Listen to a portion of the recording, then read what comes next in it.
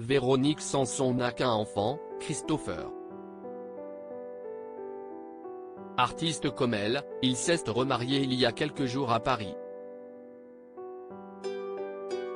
Un rendez-vous important que Véronique Sanson n'aurait manqué pour rien au monde et qui a marqué ses retrouvailles avec son ex-mari Stephen Stills, pour qui elle avait quitté Michel Berger.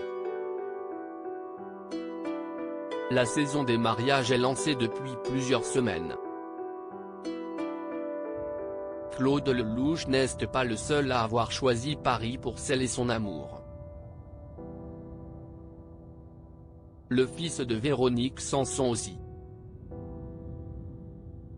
Il y a quelques jours, Christopher Stills, très charmant artiste américain de 49 ans s'est remarié dans la capitale, un moment important capté en images par l'un des invités de la cérémonie. L'animateur et écrivain Daniel Chic a publié une vidéo du grand jour sur sa page Instagram, l'occasion de découvrir que Véronique Sanson était présente et qu'elle a conduit son fils jusqu'à l'hôtel. Très fière, la chanteuse de 74 ans affichait un très large sourire.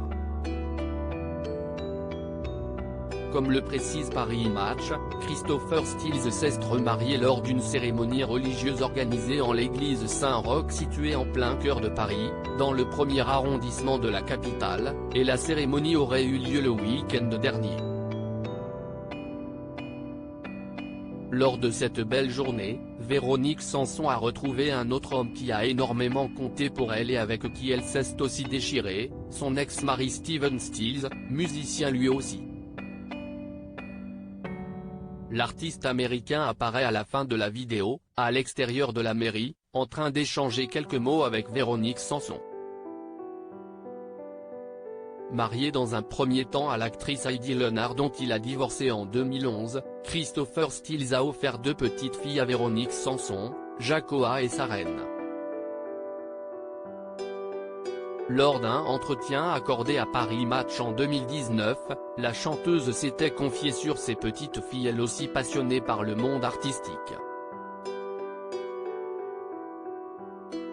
Jacoa s'intéresse au piano et à la composition. Elle chante merveilleusement bien. Et Saren est passionnée par tous les arts plastiques. Elle fait des tableaux, des sculptures, des trucs extraordinaires. Déclarait-elle alors. Selon toute vraisemblance, Christopher Stills s'est remarié à l'ex-journaliste Stacey Scutt. Un divorce compliqué avec Stephen Stills alors qu'elle est en couple avec Michel Berger, duo ultra médiatisé. Véronique Sanson le quitte brutalement en février 1973 après 6 de vie commune.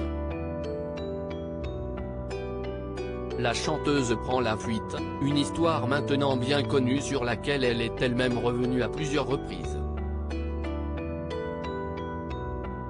Véronique Sanson prétexte aller acheter des cigarettes alors que c'est un tout autre projet qu'elle a en tête, fuir vers les États-Unis avec son autre amoureux, Stephen Stills. La fuite est un succès et un mois plus tard, elle épouse l'artiste américain par politesse dira-t-elle des années après.